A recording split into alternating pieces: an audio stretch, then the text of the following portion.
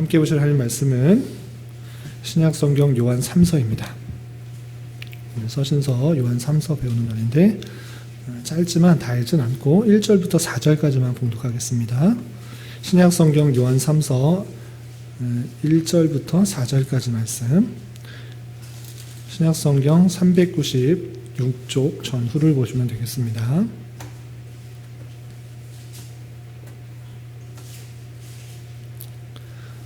1절부터 4절까지 함께 봉독합니다. 장로인 나는 사랑하는 가이오 곧 내가 참으로 사랑하는 자에게 편지하노라. 사랑하는 자여, 내 영혼이 잘됨같이 내가 범사에 잘되고 강건하기를 내가 간구하노라. 형제들이 와서 내게 있는 진리를 증언하되 내가 진리 안에서 행한다 하니 내가 심히 기뻐하노라. 내가 내 자녀들이 진리 안에서 행한다 함을 듣는 것보다 더 기쁜 일이 없도다. 아멘. 네, 잘 오셨습니다. 이 시간에 여기까지 나오신 여러분을 위해 하나님의 크신 은혜가 함께하기를 진심으로 기원합니다.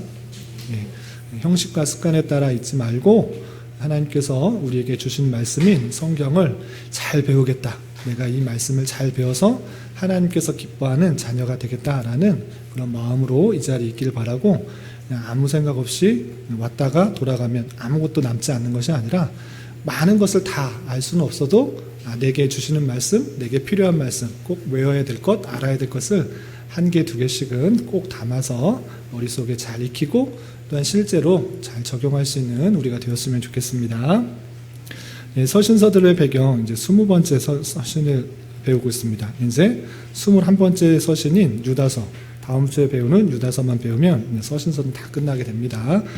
잘 오셨고, 오늘 요한 3서 배경과 내용을 좀 살펴보도록 하겠습니다. 우선 기록자는 누구인가? 네, 읽었지만 다시 한번 요한 3서 1절 한번 다시 읽어보도록 하겠습니다. 시작. 장로인 나는 사랑하는 가요 곧 내가 참으로 사랑하는 자에게 편지하노라. 예, 장로인 나, 편지 쓴 사람이 장로이고 내가 썼다 이렇게 표현하고 있습니다. 그래서 내가 장로라는 것을 알 수 있는데 여기서 계속적으로 반복해서 표현하고 있지만 요한 1서, 2서, 3서는 초대 교부로부터 계속적으로 사도 요한이 썼다라고 인정받고 있는 것입니다. 편지 내용 자체에서는 요한이라는 이름이 등장하지 않지만 전통적으로 요한이 썼다라는 것들을 초대교회 때부터 계속 알고 있었던 것입니다. 그래서 계속적으로 이것은 요한의 편지다 라고 우리가 생각할 수가 있는 것입니다. 그래서 요한이 사도라고 표현하지 않고 장로라고 표현하는 것은 더욱더 친근하고 가까운 표현이다, 이렇게 이해하시면 좋겠습니다. 그래서 기록자는 장로이지만 이 장로는 다른 장로가 아니라 사도 요한이다, 이렇게 이해하시면 되겠습니다. 그 다음에 누구에게 썼는가? 아까 읽었던 것처럼 사랑하는 가이오, 내가 참으로 사랑하는 자에게 편지하노라 됐습니다. 그래서 수신자는 가이오라는 그런 사람입니다. 그런데 가이오를 그냥 사랑한다, 그냥 형식적으로 쓴 표현이 아니라 정말 사랑한 것 같습니다. 왜냐하면 2번씩이나 반복해서 그렇게 표현했기 때문이다. 왜냐하면 장로인 나는 사랑하는 가이오, 그냥 친애하는, 친근한, dear 가이오 이렇게 그냥 끝나는 것이 아니라 내가 사랑하는 가이오, 곧 내가 참으로 사랑하는 자에게 편지한다 라고 하면서 정말 가이오를 사랑하고 아끼고 있는 그 모습을 살펴볼 수 있습니다. 그래서 수신자는 가이오다라는 데인데 성경에 가이오라는 사람이 또 많이 등장하고 이 가이오가 정확하게 어떤 가이오인지는 알 수 없습니다. 그렇지만 그 이름이 가이오다라는 것이 분명히 드러나고 있습니다. 그리고 기록 장소 연대 1서, 2서, 3서, 요한 1서, 2서, 3서 계속적으로 같은 비슷한 시기에 썼을 것이다 라고 추정하고 있고요. 그러니까 사도 요한의 말년 때 그 편지를 썼다, 이렇게 이해하시면 되겠습니다. 그리고 그때쯤에 요한복음, 요한계시록 같이 다 썼을 것이다, 이렇게 성경학자들이 추정하고 있습니다. 그럼 이 요한 3서의 주제가 무엇인가, 왜 썼는가, 이따가 내용을 하나하나 차근차근히 읽어보면 아시겠지만 먼저 한번 읽어보도록 하겠습니다. 기록 목적 앞에 교환을 보셔도 되고 스크린을 보셔도 되고 한번 같이 읽어보겠습니다. 시작. 성도들은 겸손한 자세로 주님의 일꾼들을 선하게 대접할 의무가 있음과 교만을 경계할 것을 일깨워준다 그랬습니다.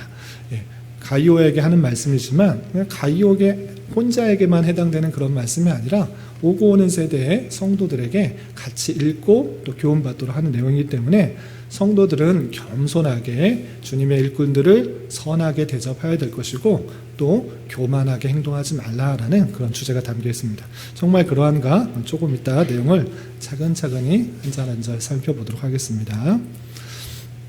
그러면 요한 3서의 배경과 상황을 볼 때 요한 3서의 전체적인 배경이 어떠한가 우리가 다른 것을 통해서 알기보다는 성경 자체에 나와 있는 그 내용을 통해서 배경을 추측해 보는 것입니다.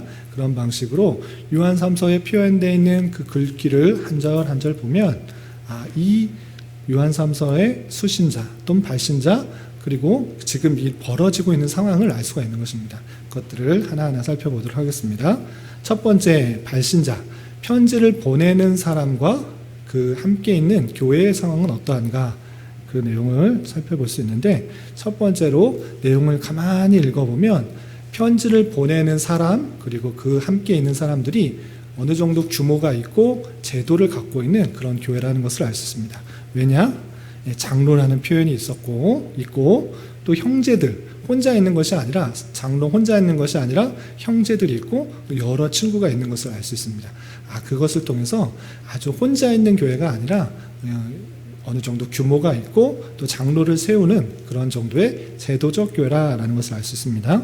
정말 그러한가? 우리 1절은 아까 읽어봤으니까 5절 요한 3서 5절 말씀에 형제라는 표현이 있는데 정말 있는지 한번 같이 5절을 한번 읽어보도록 하겠습니다. 시작. 사랑하는 자여 내가 무엇이든지 형제 곧 나그네 된 자들에게 행하는 것은 신실할 일이니 가이오가 형제에게 잘 됐다 이렇게 표현하고 있는데 그래서 이 발신자 보내는 자의 교회에는 형제들이 있다라는 것을 알 수 있습니다. 5절뿐만 아니라 10절에도 이렇게 표현되어 있습니다. 10절 말씀 한번 같이 읽어보겠습니다. 시작. 그러므로 내가 가면 그 행한 일을 잊지 아니하리라. 그가 악한 말로 우리를 비방하고도 오히려 부족하여 형제들을 맞아들이지도 아니하고 맞아들이고자 하는 자를 금하여 교회에서 내쫓는도다. 이것은 가이오가 아니고 다른 사람 디오드레베라는 사람을 책망하기 위해서 한 표현 중에 하나인데 그 디오드레베는 형제들 우리의 함께 있는 교회의 형제들을 잘 맞아들이지 않았다라고 하고 있습니다. 그래서 이 발신자의 교회는 형제들이 여럿 있다라는 것을 알 수 있습니다. 그리고 마지막 구절인 여럿 15절에 보면 여러 친구라는 그런 표현도 있습니다. 요한 3서 15절 말씀 함께 봉독하겠습니다. 시작. 평강이 내게 있을지어다 여러 친구가 내게 문안하느니라. 너는 친구들의 이름을 물어 문안하라. 여러 친구가 내게 문안한다. 여러 친구가 가이오에게 문안한다라는 것을 통해서 지금 사도 요한 그 장로 혼자 있는 교회가 아니고 여러 친구들도 있고 여러 형제들도 있고 여러 사람들이 함께 있다라는 것들을 알 수 있습니다. 어느 정도 규모와 제도가 갖춰져 있는 그런 교회 형편을 생각해 볼 수 있습니다. 그렇다면 이 발신자의 교회는 어떤 일을 하는가? 그것도 그 구절을 잘 읽어보면 알 수 있는데 특별히 6절과 7절을 통해서 이 발신자의 교회, 편지를 보내는 교회가 여러 형제들이 복음을 전하는 일들을 감당하고 있는 것을 알 수 있습니다. 그래서 이 발신자의 교회는 이 순회 선교사를 파송하는 일을 감당하고 있다는 것을 알 수 있습니다. 그 내용이 6절, 7절을 읽으면 잘 알 수 있는데 우리 요한 3서 6절, 7절 말씀을 한번 읽어보도록 하겠습니다. 시작. 그들이 교회 앞에서 너의 사랑을 증언하였느니라. 내가 하나님께 합당하게 그들을 전송하면 좋으리로다. 이는 그들이 주의 이름을 위하여 나가서 이방인에게 아무것도 받지 아니함이라. 보면 그들을 전송하면 좋으리로다 라고 하면서 가이오에게 잘 전송하라. 그들을 잘 전송하라. 그리고 그들이 주의 이름을 위하여 이방인에게 아무것도 받지 아니했다라고 하는 것을 통해서 이 발신자의 교회가 지금 형제들을 파송하여서 이쪽 저쪽 돌아다니면서 복음을 전하게 하고 그 이방인들에게 복음을 전하면서 돈은 받지 않지만 그렇게 복음을 전하는 일들을 감당함으로써 하나님의 말씀을 전하는 그런 사역들을 감당하고 있는 그 발신자의 교회를 살펴볼 수 있습니다. 그래서 장로도 있고 형제들도 있고 여러 사람들도 함께 있고 그리고 특별히 선교사를 복음 전하는 순회 전도자들을 편성해서 복음을 전하게 하는 일에 어느 정도 제도적으로 조직되어 있는 그런 교회인 것을 추측해 볼 수가 있는 것입니다. 이렇게 발신자의 교회의 상황을 좀 살펴봤고, 그럼 발신자와 편지를 받는 자 가이오와의 관계는 어떠한가? 아까도 살펴본 것처럼 1절에 사랑하는 가이오 한 번만 그냥 예의상 쓴 것이 아니고 다시 한번 내가 참으로 사랑하는 자라고 표현하고 있습니다. 그래서 이 발신자인 이 사도 요한과 가이오는 참으로 사랑하는 관계, 참으로 아끼는 관계 이렇게 생각해 볼 수 있습니다. 그런데 1절에 한 번 이렇게 표현된 것이 아니고 3번씩이나 반복해서 표현한 것을 볼 수 있습니다. 5절에서 보면 또 이런 표현이 있습니다. 5절 우리 한번 같이 읽어보겠습니다. 시작.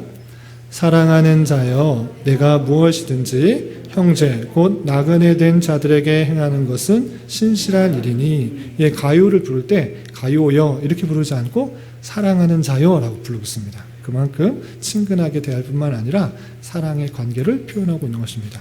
5절뿐만 아니라 11절에서도 다시 한번 가요를 이렇게 표현하고 있습니다. 11절 말씀 함께 봉독하겠습니다. 시작. 사랑하는 자여 악한 것을 본받지 말고 선한 것을 본받으라. 선을 행하는 자는 하나님께 속하고 악을 행하는 자는 하나님을 배웁지 못하였느니라. 사랑하는 자, 또 이렇게 가요를 이렇게 표현하고 있는 것을 볼 수 있습니다. 이렇게 사도 요한은 가요를 참으로 사랑하고 아끼고 있는 그 모습이 편지에서 계속적으로 잘 드러나고 있다. 그 관계가 아주 아끼고 사랑하는 관계인 것을 알 수 있습니다. 그리고 그냥 사랑한다 이렇게 표현하는 것뿐만 아니라 사도 요한은 그 가이오가 정말 잘 되길 바라고 있습니다. 모든 일에 잘 되길 바랄 뿐만 아니라 힘있고 강건하도록 그렇게 간구하고 있는 그 모습을 볼 수 있습니다. 2절 표현에 의해서 그렇게 알 수 있는데 우리 2절 말씀도 함께 봉독하겠습니다. 시작. 사랑하는 자여 내 영혼이 잘됨 같이 내가 범사에 잘되고 강건하기를 내가 간구하노라. 그냥 사랑할 뿐만 아니라 그 하는 모든 일 무엇을 하든지 잘되기를 정말 바란다, 간구한다. 그리고 강건하여서 튼튼하여서 또 여러 가지 일들을 잘 감당할 수 있기를 바라고 있는 그 사랑의 마음을 살펴볼 수가 있는 것입니다. 그리고 또 가이오에 대해서 소식을 듣고 참으로 기뻐하는데 무엇 때문에 기뻐하는가? 가이오의 어떤 소식을 듣고 기뻐하는가? 3절에 이러한 표현이 있습니다. 3절 말씀 함께 읽어보도록 하겠습니다. 시작. 형제들이 와서 내게 있는 진리를 증언하되 내가 진리 안에서 행한다 하니 내가 심히 기뻐하노라. 가이오가 진리, 하나님의 말씀 안에서 행하는 그 모습을 듣고 그 소식을 듣고 참으로 기뻐한다. 그 행동을 듣고 기뻐하는 그 끈끈하고 사랑스럽고 애정을 두는 그 관계를 볼 수 있습니다. 그만큼 그 하나하나 행동을 다 살펴보면서 잘 되는 것을 기뻐하고 또 즐거워하는 발신자와 수신자의 아주 친근한 관계를 살펴볼 수 있습니다. 그렇다면 발신자의 교회, 발신자 교회의 선교 정책은 어떠할 알 수 있는가? 어떻게 이 짧은 글을 갖고 선교 정책을 알 수 있습니까? 전체를 다 알 수는 없습니다. 그러나 이 요한 3서의 내용을 보면 이 발신자의 교회, 이 사도 요한이 있는 제도적인 그 교회가 어떤 방식으로 선교를 하고 있는가, 그것을 알 수 있습니다. 정말 알 수 있는가? 그 내용을 좀 살펴보도록 하겠습니다. 5가지 특징이 있습니다. 이 발신자 교회의 선교 전체 5가지 특징이 있는데 첫 번째는 무엇이냐? 순회 선교입니다. 순회 선교가 있고 다른 선교는 어떤 선교가 있을까요? 순회하지 않고 그냥 정착하는 선교가 있습니다. 오늘날에 있어서 우리 뒤에 붙여놨다가 떼었는데 각 나라의 선교사님이 파송되어서 그곳에서 오랫동안 사역을 하게 됩니다. 캄보디아의 선교사, 중국의 선교사, 인도의 선교사, 여러 나라의 선교사들은 그곳에서 아주 오랫동안 일들을 하면서 여러 가지 일들을 하면서 정착하는 선교사입니다. 그런데 이때 당시에는 그런 선교가 많지 않았습니다. 오히려 잠깐 사도 바울처럼 이쪽 저쪽을 다니면서 복음을 전파하고 또한 다시 교회를 세우는 그런 일들이 많이 있었던 것입니다. 그래서 이때 당시에 사도 요한이 거했던 그 교회도 돌아다니면서 방문하면서 순회하면서 복음을 전파하는 순회 선교를 하고 있는 모습을 볼 수 있습니다. 어떻게 알 수 있는가? 우리가 아까 읽었던 요한 3서 5절에 보면 이렇게 표현되어 있기 때문에 그렇습니다. 요한 3서 5절 보면 사랑하는 자여 내가 무엇이든지 형제 곧 나그네 된 자들에게 행하는 것은 신실한 일이다 라고 표현하고 있습니다. 가이오요, 네가 그 형제, 우리 교회의 형제, 그 형제에게 행하는 것은 신실하다라고 표현했는데 그 형제를 뭐라고 표현했느냐? 그 형제를 나그네 된 자다라고 표현하고 있습니다. 이것을 통해서 그 형제 돌아다니면서 어디에 정착하는 것이 아니라 돌아다니면서 나그네와 같이 돌아다니면서 복음을 전파하는 사람들이다라는 것들을 알 수 있습니다.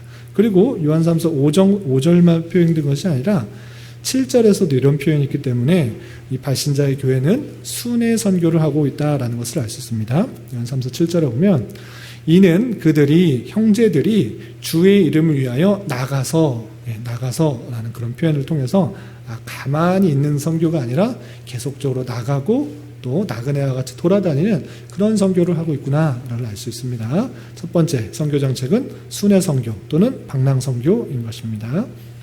두 번째 선교는 무엇인가?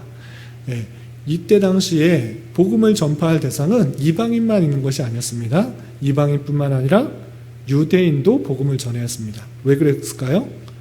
유대인들은 구약의 하나님만 알고 예수 그리스도를 알지 못했습니다.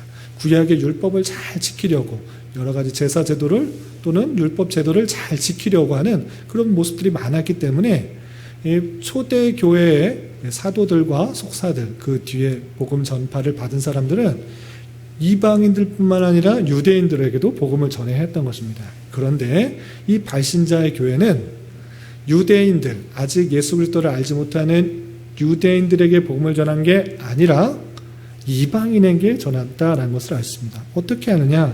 요한 3서 7절에 보면 이런 표현이 있기 때문에 그렇습니다. 아까 읽었으니까 제가 한번 읽어보겠습니다. 요한 3서 7절에 보면 이는 그들이 주의 이름을 위하여 나가서 이방인에게 아무것도 받지 아니함이라 됐습니다. 그래서 그들이 누굽니까? 아까 형제들, 그래서 나그네와 같은 자들, 그들이 주의 이름을 위하여 나가서 이방인에게 아무것도 받지 않았다라고 해서 하는 것을 통해서 이 형제들은 유대인을 만난 것이 아니라 누구를 만났다?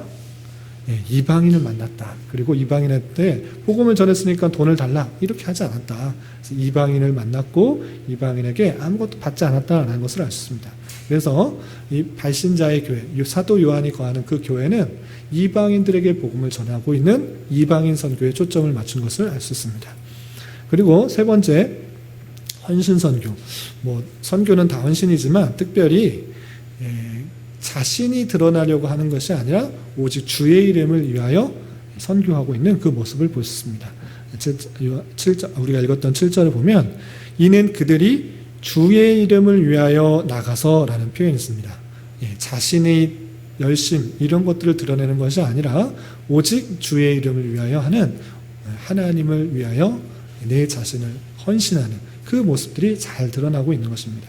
그래서 자신이 드러나고 자신의 어떤 역사, 사역, 열심 이런 것들을 드러난 것이 아니라 오직 하나님의 이름, 주의 이름을 위하여 선교하고 있는 그 정책을 볼 수 있습니다.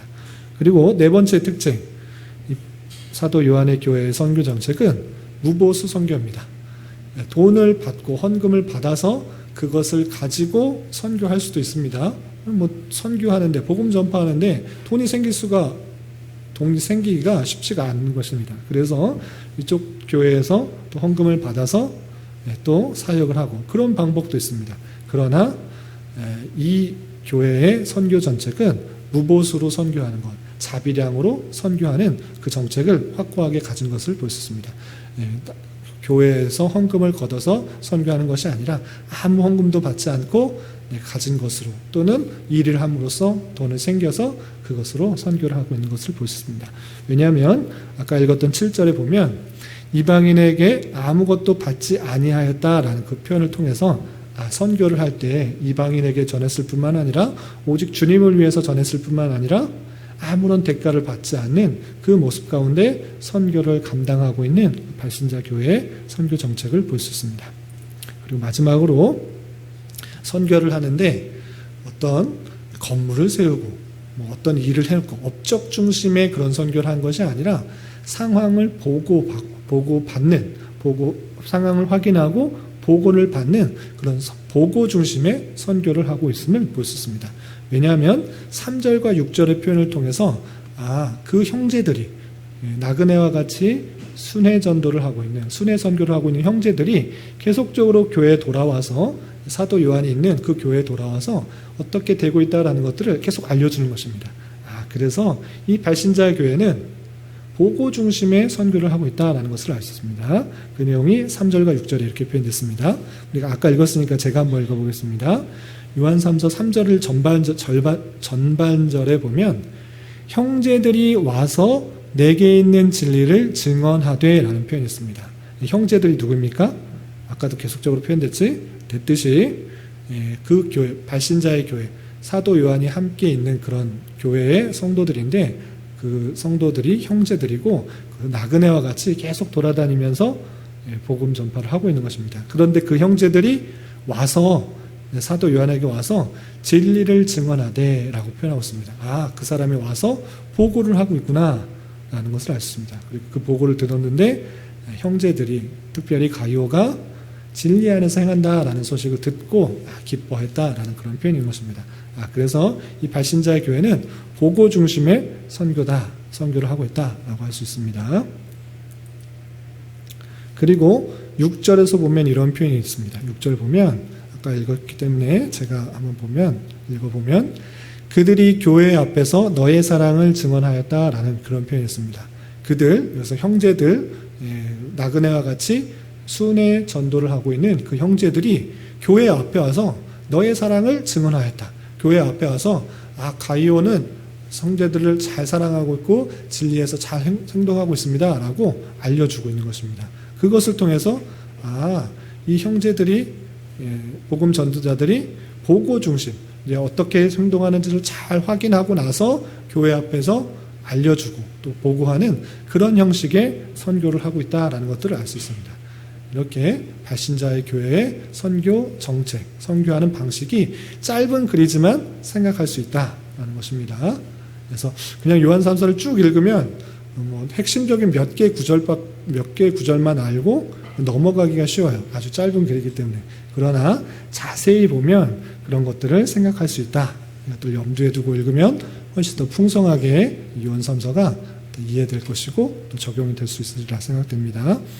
여기까지가 발신자의 교회 선교 정책이었고, 수신자의 교회, 편지를 받는 사람 가이오, 그리고 가이오가 함께 있는 그 교회에 어떤 문제가 있는가라고 했을 때 이것이 중요한데, 이 장로 사도 요한과 관계에 있어서 문제가 생겼습니다. 분란이 발생했습니다. 가이오는 사도 요한과 아주 사랑스러운 관계, 친밀한 관계, 또 진리 안에서 행하는 그런 관계에 있지만 그 가이오가 속해 있는 그 교회 중에 한 사람, 그리고 그 친구에 의해서 분란이, 장로와의 관계에 있어서 문제가 생기는 그 모습을 볼 수 있습니다. 어떤 문제가 있는가? 우선 장로하고 함께 친한 그런 사람은 가이오, 더베드리오 각 친구입니다. 이 사람들은 진리 안에서 행하는 사람인데, 그렇지 않은 사람이 있습니다. 그렇지 않은 사람이 반장로파, 장로의 의견에 장로의 친구들의 사람들과 친밀하지 못한 그런 사람들입니다. 어떤 사람이었는가? 대표적인 사람이 디오드레베입니다. 발음하기가 쉽지 않죠? 디오드레베.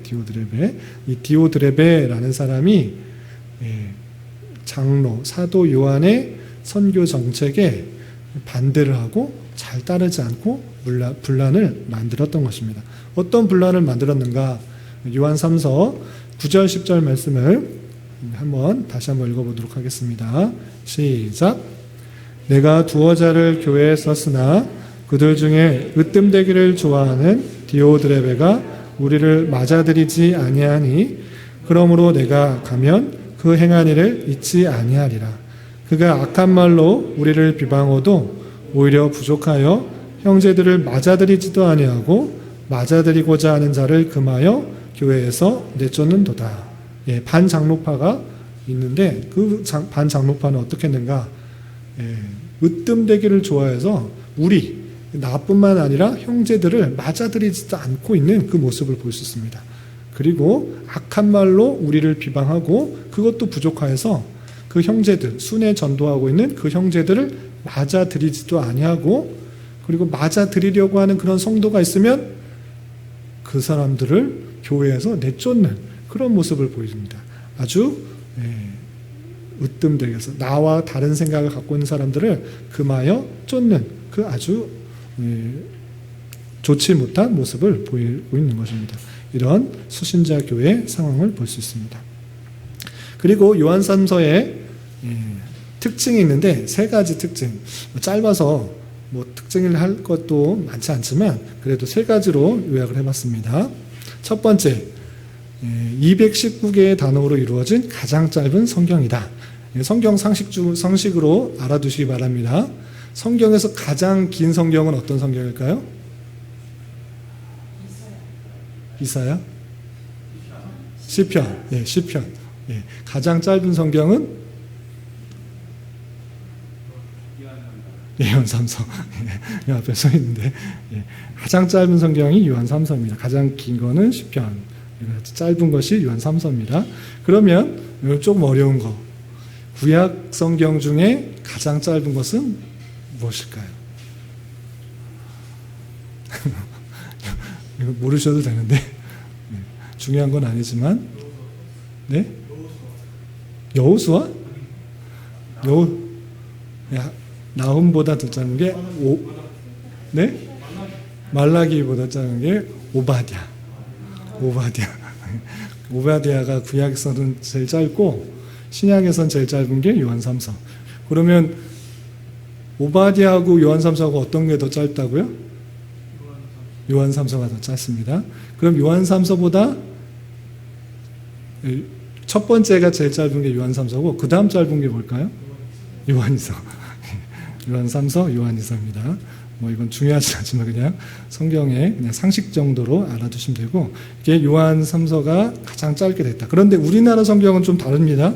번역을 했기 때문에 또 절로 나누다 보니까 요한 2서가 더 짧은 것 같아 보여요. 여러분 성경 보시면. 그렇지만 원문 전체로 보면 단어가 제일 짧게 되어 있는 것이 요한 3서고 그리고 그것보다 조금 더 긴 게 요한 2서입니다. 우리나라 번역을 하고 절로 나눌 때 빈 공간이 많이 또 생기고 단어를 바꾸다 보면 안 되는 것이 좀 바뀌는 것들이 있어서 우리나라 성경으로 볼 때는 요한 2서가 더 짧습니다. 그래서 퀴즈 낼 때 좀 조심스러워요. 성경 중에 제일 짧은 성경은 무엇이냐 했을 때 우리나라 성경은 요한 2서인데 원문상으로는 요한 3서입니다. 그런 좀 차이가 있다. 그래서 이런 거는 성경 출제를 잘 해야 돼요. 하여튼 그렇게 돼 있고 두 번째 특징 짧지만 서신의 형식이 잘 드러나고 있습니다. 첫인사도 있고 끝에 문안인사도 있고 하고 싶은 말 본문에서 다 하고 있습니다. 짧지만 서신의 형식을 가지고 있다. 또 특징을 들 수가 있고요. 그리고 세 번째 특징을 들자면 아까 사랑받은 자여가 몇 번 등장한다고 그랬죠? 네, 3번. 권사님 잘 기억하고 계시네요.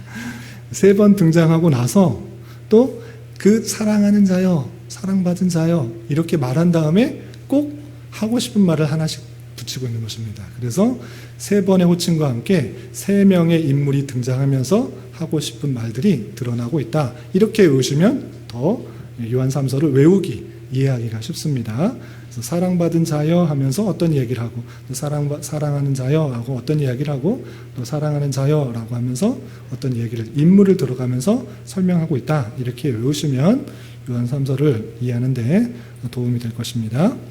그래서 구절을 보시면 색깔이 다 없어졌네요.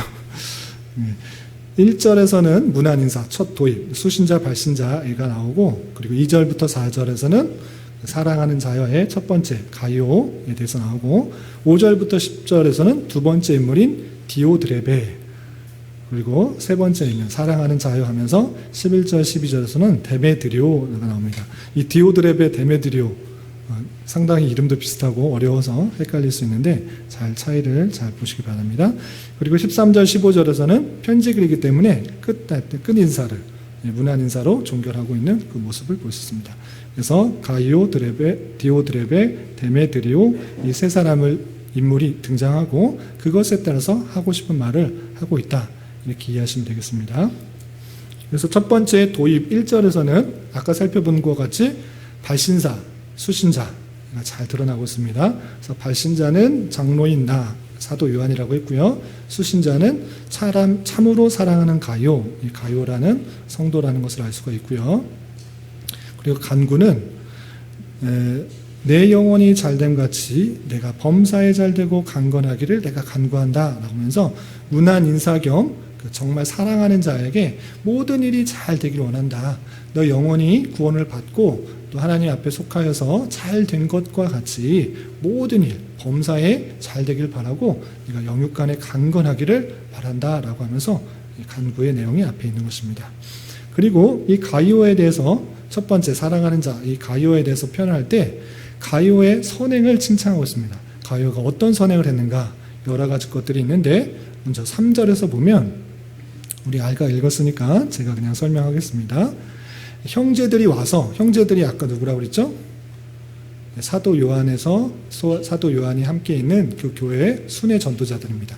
그 순회 전도자들이 모든 여러 군데를 순회하고 와서 다시 와가지고 그 모든 것들을 보고하는 것입니다. 그런데 어떻게 말했느냐? 이 가이오에 대해서 표현할 때 내가 진리 안에서 행한다. 하나님의 말씀대로 그 진리 안에서 행한다라는 것을 보고했던 것입니다. 그러니까 사도 요한이 심히 기뻐하고 있다라고 표현하고 있습니다. 그리고 6절에서 보면 이런 표현이 있습니다. 6절 보면 그들이 교회 앞에서 너의 사랑을 증언하였다라고 표현하고 있습니다. 그래서 그들 순회 전도자들이 교회 앞으로 다시 돌아와서 사도 요한이 속해 있는 그 교회에 돌아와서 너의 사랑, 가이오의 사랑을 증언하였다. 가이오가 얼마나 사랑이 많은 사람인가 이것을 증언하였다라고 표현하고 있는 것입니다. 그래서 이 가이오라는 사람은 이방인의 가능성이 많은데 그 이방인으로서 하나님을 믿고 구원을 받아서 진리 안에서 열심히 행하고 있는 그 모습들 가운데 있는 것입니다. 그리고 진리에서 행할 뿐만 아니라 나그네 된 자들을 그들에게 잘 선행을 베풀고 잘 도와주는 그 사랑의 모습을 보여준 선행의 모습이 있다라고 이해하시면 되겠습니다. 그리고 참고적으로 우리 지난주에 배웠던 요한 2서에도 표현했지만 요한 3서에서도 똑같이 이런 표현이 있습니다. 요한 2서에 보면 요한 2서 4절에서도 이런 표현이 있는데 똑같이 요한 3서 3절과 4절에 이런 표현이 있습니다. 사도 요한이 무엇 때문에 기뻐하는가? 장로의 기쁨의 원인을 이렇게 표현하고 있습니다. 요한 3서 3절 우리 아까 읽었지만 다시 한번 읽어보도록 하겠습니다. 시작. 형제들이 와서 내게 있는 진리를 증언하되 내가 진리 안에서 한다 하니 내가 심히 기뻐하노라. 사도 요한이 기뻐한다. 사도 요한은 그것 때문에 기뻐하는구나. 이 정도로 이해할 것이 아니라 이 마음이 사도 요한이 품고 있는 마음이 하나님께서 마찬가지로 품고 원하시는 마음이다. 우리가 이렇게 이해하면 좋을 것입니다. 하나님께서 여러분들에게 원하는 것, 뛰어난 업적을 만드는 것, 돈을 많이 벌어서 하나님한테 드리는 것, 물론 그런 것도 원하실 수 있습니다. 그러나 가만히 생각해 보면 하나님께서 무엇이 부족한 분이신가를 생각해 봐야 될 것입니다. 그리고 그 모든 결과를 이루시고 나타내시고 만드시는 분이 누구신가라고 할 때 하나님이십니다.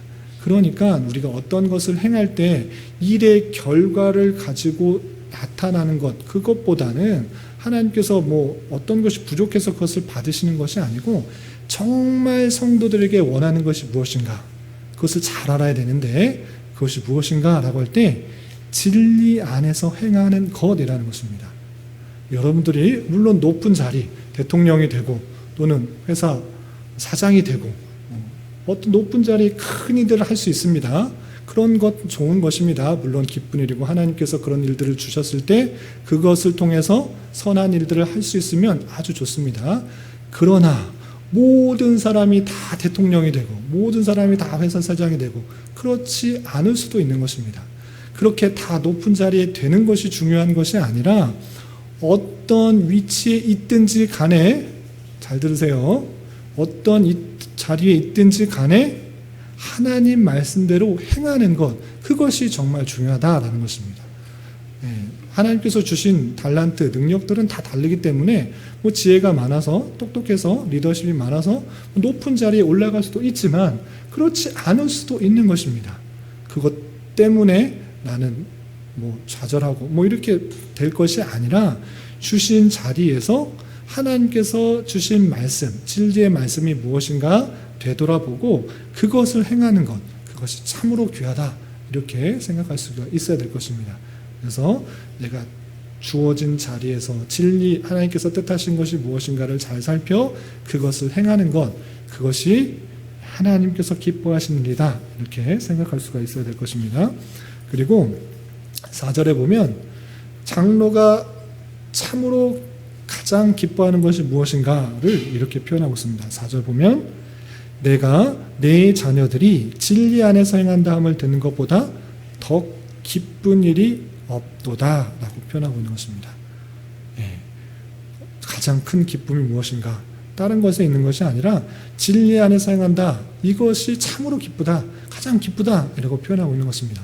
사도 요한만 그렇다는 것이 아니라 이 마음이 정말 하나님께서 성도들에게 원하시는 모습이고 마음이다 라는 생각들을 알아 내가 주어진 자리에 높고 낮음을 불평불만하고 또 안타까워하고 힘들어하는 것이 아니라 주어진 자리가 어디에 있든지 간에 그것에 만족하고 하나님께서 원하시는 진리의 말씀을 잘 순종하고 있느냐 그렇지 못하느냐가 하나님께서 참으로 기뻐하시느냐 기뻐하지 않으시냐, 이것으로의 기준이다 생각할 수 있어야 될 것입니다.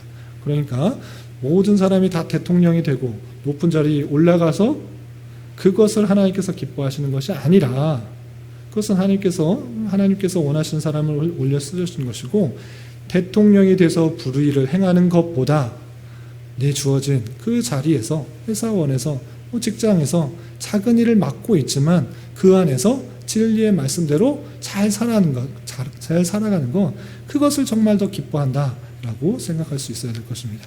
그래서 특별히 여기에 어린 친구들이, 아직 공부하는 친구들이 많이 있는데 전 늘 말합니다. 무엇이 되느냐보다 어떤 사람이 되느냐가 중요하다라고 늘 표현합니다. 그래서 나는 어떤 직업, 사람, 그 자체를 많이 생각하고 꿈꾸고 기도하고 그렇게 공부를 하고 목표를 잡고 나아가는데, 물론 그런 거 좋습니다. 나는 과학자가 될 거야. 나는 CEO가 될 거야. 주식 투자가 될 거야. 프로그램 개발하는 사람이 될 거야. 나는 요리사가 될 거야. 등등등 하는 것 좋습니다. 자기가 개발하는 것, 자기의 달란트, 관심에 따라서 그것에 관심을 갖고 되는 것 중요합니다. 그런데 늘 말씀드리지만 그 앞에 수식하는 거가 정말 중요합니다. 하나님의 말씀대로 정말 살아가며 그 대상자, 요리사를 되면 요리사가 어떤 요리사가 되는가? 그냥 돈 많이 버는 요리사, 이것이 아니라 정말 많은 사람들에게 맛있고 건강하고 또 풍성하게 해줄 수 있는 그런 요리사. 그리고 대통령이 된다. 어떤 대통령이 되느냐? 그냥 자신만 높아지고 모든 것을 제 마음대로 하는 그런 것이 아니라 국민들을 잘 생각하고 평화, 자유와 민주를 가지고 정말 세상을 잘 다스릴 수 있는 대통령. 그 앞에 꾸미는 그 말이 정말 중요한 것입니다. 그 꾸미는 말이 하나님의 뜻에 맞춰서 하나님의 원하신 그 진리에 맞춰서 하는 그런 사람이 될 수 있도록 해야 될 것입니다. 그래서 늘 생각해야 되는 것은 어떤 직업을 갖는 것이 아니라 어떠한 사람이 되어야 되는가를 생각하고 진리 안에서 행하기를 힘쓰는 우리가 되어야 될 것입니다. 그리고 계속해서 보도록 하겠습니다.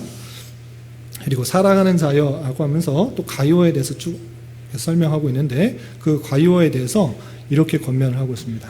6절 하반절에 보면 내가 하나님께 합당하게 그들을 전송하면 좋으리로다 라고 되어 있습니다. 너희가 선행을 하고 진리 안에서 잘 행하는 건 좋은데 너희가 순회 전도자들, 우리의 형제들을 만나면 하나님께 대하듯이 그 사랑의 마음으로 잘 대하여서 그들에게 잘 전송해 주어라 이렇게 권면하고 있는 것입니다. 그래서 순회 전도자를 만날 때 전송해 달라 이렇게 권면을 하고 있고요.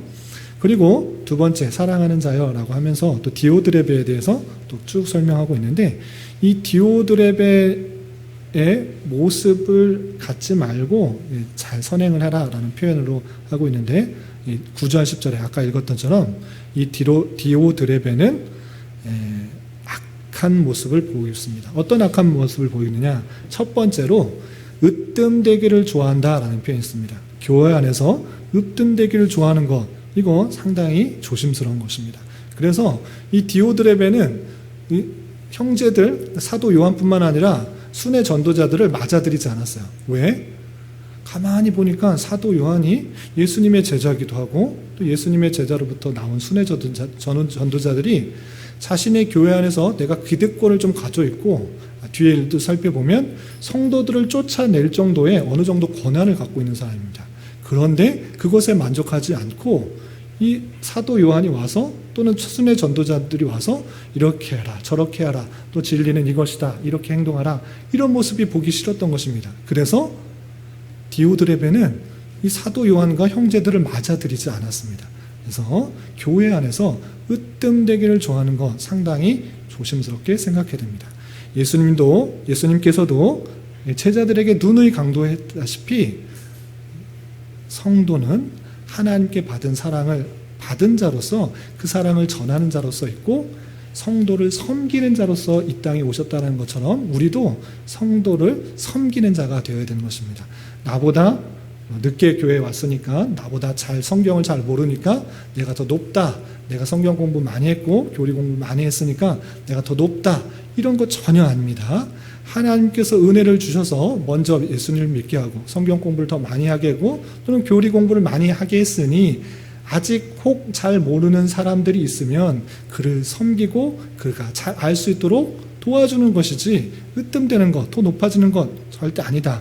교회 안에서 높아지려고 하는 것 상당히 조심스럽게 생각해야 된다는 것입니다. 이 디오드레베는 사도 요한과 형제들을 맞아들이지 않았습니다. 왜 그런가 했을 때 으뜸되기를 좋아했기 때문이다 라고 표현하고 있는 것입니다.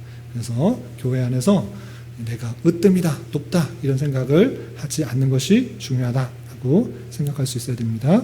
그리고 그냥 맞아들이지 아니한 것뿐만 아니라 악한 말로, 좋은 말로 한 것이 아니라 악한 말로 우리를 비방했다. 사도 요한과 그 일행들을 비방하고 있는 그런 모습입니다. 그 비방하는 것도 끝나는 것이 아니라 그 교회 안에서 그런 형제들, 사도 요한과 형제들, 순회 전도자들이 왔을 때 잘 대해주려고 하는 그런 사람들도 있을 수 있는 것입니다. 디오드레베만 있는 것이 아니고 다른 성도들도 있기 때문에 맞아들이려고 하는 성도들이 있을 때 그 맞아들이는 성도를 어떻게 했는가? 너 왜 맞아들였는가? 사도 요한과 그 형제들 왜 맞아들였느냐? 하고 교회에서 내쫓는 모습이 있었습니다. 자신 생각과 자신의 뜻과 맞지 않는다고 하면 그 교회에서 그냥 떠나버려도 다 상관없다라고 생각하는 그 모습들. 교회 안에서는 다양한 생각과 이해를 갖고 있습니다. 그런 것을 때 서로 이해를 맞추고 또 생각을 나누고 해서 바른 생각으로 나아가는 것이 중요하지 내가 더 높은 자리에 있다고 또 권한을 갖고 있다고 해서 나와 생각이 다르면 쫓아내고 이런 것 개인에 의해서 할 수가 없는 것입니다. 그러나 디오드레베는 그런 악행들을 저지르고 있는 그 모습들이 있는 것입니다. 디오드레베가 이런 모습 가운데 있을 때 사도 요한은 내가 가면 가만두지 않겠다라는 그런 표현도 하는 것을 볼 수 있습니다. 그래서 이 디오드레베의 악행 모습을 보여주면서 어떻게 해야 되는가 가요에게 이렇게 권면하고 있습니다. 아까 읽어봤지만 우리에게 주시는 말씀으로 알고 우리 11절 말씀 같이 한번 읽어보겠습니다. 시작. 사랑하는 자여 악한 것을 본받지 말고 선한 것을 본받으라. 선을 행하는 자는 하나님께 속하고 악을 행하는 자는 하나님을 배웁지 못하였느니라. 예, 악한 것을 본받지 말고 선한 것을 본받으라. 선을 행하는 자, 그 선한 열매가 드러난다라는 것은 하나님께 속하였기 때문에 선한 열매가 드러나는 것이고, 악을 행한다? 그것은 하나님을 배웁지도 못하고 하나님에 대해서 알지도 못하고 있는 것이다. 하나님께 정말 속하였다고 하면, 하나님께 붙어있다고 하면 하나님에 대해서 생각을 하고 하나님 존전 앞에서 살아간다고 하면, 또 하나님의 말씀을 밤낮으로 묵상하고 생각한다고 하면 그 저절로 선한 것을 행하게 되어 있고 선한 것을 본받게 되어 있으니, 악한 것이 있을 때 그것을 본받지 말고 선한 것을 본받아 행동하고 하나님께 속한 자로서의 삶의 모습을 잘 드러내도록 권면하고 있는 것입니다. 그리고 마지막 인물 데메드리오에 대해서 12절에 이렇게 표현됐습니다. 데메드리오는 선한 사람이었는가 악한 사람이었는가 라고 할 때 어떤 사람이었을 것 같아요? 이름은 비슷하지만 선을 행했던 사람입니다. 12절 말씀 함께 읽어보도록 하겠습니다. 시작. 데메드리오는 뭇 사람에게도 진리에게서도 증거를 받았음에 우리도 증언하노니 너는 우리의 증언이 참된 줄을 아느니라. 또 한 명이 등장하는데 이 데메드리오라는 사람입니다. 이 데메드리오 사는 어떤 사람에게도 다 증거를 받고 진리를 딱 비춰봐도 이 사람은 정말 믿음에 합당한 자다라는 것을 다 증거를 받았습니다. 사람에게도 또 말씀을 통해서도 증거를 받은 그런 사람이다. 그리고 우리도 증언하기 때문에 너는 그 데메드리오에 대해서 잘 생각하라 라고 표현해주고 있는 것입니다. 그리고 마지막으로 13절부터 15절까지는 끝인사, 마지막 편지의 끝인사를 이렇게 표현하고 있습니다. 요한 이서도 마찬가지로 쓸 것 많지만 내가 편지로 쓰지 않고 빨리 만나보고 싶다라고 표현했는데, 요한 3서에도 마찬가지 그런 표현이 있습니다. 13절, 14절 말씀 함께 읽어보도록 하겠습니다. 시작. 내가 내게 쓸 것이 많으나 먹과 붓으로 쓰기를 원하지 아니하고 속히 보기를 바라노니 또한 우리가 대면하여 말하리라. 쓸 것 많지만, 하고 싶은 얘기 많지만 쓰지 않고 내가 빨리 가서 만나고 보고 싶다. 그리고 대면하여서 모든 이야기를 하고 싶다라고 편지를 마치고 있습니다. 그리고 마지막으로 문안 인사를 하면서 마쳐주고 있는데, 15절 말씀 함께 봉독하겠습니다. 시작. 평강이 내게 있을지어다. 너 친구가 내게 문안하느니라. 너는 친구들의 이름을 들어 문안하라. 평강이 있을지어다. 평안하라. 샬롬하고 하면서 끝 인사를 대신하고 있는 것입니다. 그리고 그 교회, 사도 요한의 교회에 여러 친구, 여러 형제들이 내게 문안한다. 그리고 그 문안 들은 것을 그대로 듣고 너도 그 형제들에게 문안하라 라고 하면서 교회 안에 있어서 문안 인사의 중요성들을 생각해 볼 수가 있는 것입니다. 그냥 내가 나 혼자 신앙생활 잘한다 이것으로 끝나는 것이 아니라 주변에 혹 어려움 가운데 있는 사람은 없는지, 또한 외로운 가운데 있는 사람은 없는지 되돌아보면서 묻고 답하고 관심 가져주는 것, 성도 안에, 교회 공동체 안에 마땅히 있어야 되는 그런 일이다 생각해 보면서 우리 교회 안에도 크지는 않지만 혹여나 도움이 필요한 사람은 없는지, 기도가 필요한 사람은 없는지 되돌아보면서 또 교회 안에 오랜만에 왔을 때 또 문안 인사해주고 또 관심 가져주고 하는 것을 통해서 교회가 또 하나됨을 이룰 수 있기를 힘써야 될 것입니다. 이렇게 가장 짧은 글이어서 성경이어서 쭉 읽으면 5분도 안 걸리죠. 2분 정도 읽으면 끝인데 1시간에 걸쳐서 자세하게 교회 상황이 어떤지 또 어떤 내용들이 있었는지 좀 살펴봤는데, 혹시 궁금하신 것이나 그 밖에 질문하실 것이 있으면 물어보시기 바랍니다. 예, 질문하세요.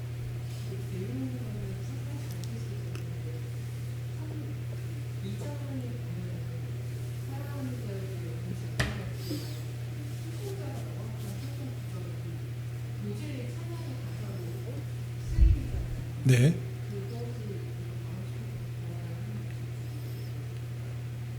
그 자체는 나쁘진 않다고 생각합니다. 예. 그런데 이게 이것을 이제 모 교회에서는 녹화가 되고 있으니까 이것이 내 영혼이 삼박자 축복이어가지고 영혼이 잘 되고 범사가 잘 되고 강건하는 것 이것을 강조하긴 하는데 그것을 꼭 그렇게 돼야 된다 이렇게 하기보다는 문안 인사로서 사도 요한이 가이오에게 바라는 간구의 내용 그 정도로 좀 이해하시는 게 좋겠다 생각이 듭니다. 그 구절 자체가 나쁜 것은 아니니까 사도가 간구하는 것, 성도를 향해서 간구하는 내용이다 이렇게 정도 이해하시면 좋을 것 같습니다.